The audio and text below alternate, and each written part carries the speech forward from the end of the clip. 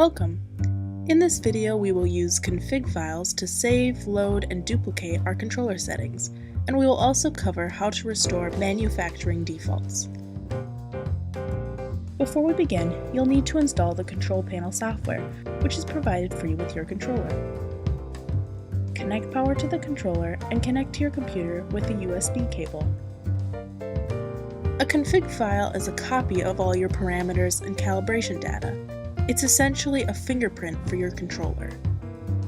Config files are useful in many situations.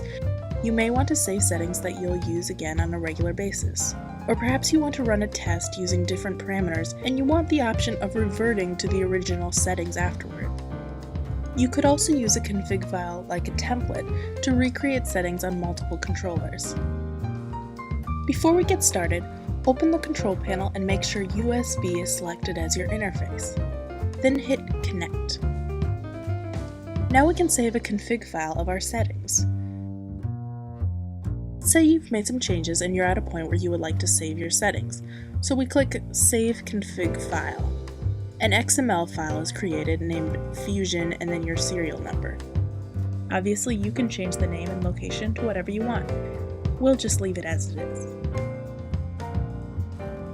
After we've made some changes, let's say we want to load the config file that we saved earlier and bring back our old settings.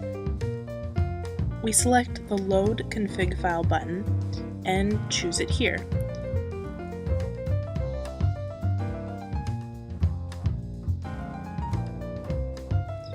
And then we're back to our settings from before. A config file only loads setup parameters, the parameters that you're able to change. If you have multiple controllers with identical hardware parameters, you can load the same config file to all of them, like a template. So, for example, here I've created a master config file, and I can load it to keep multiple controllers running with the same settings.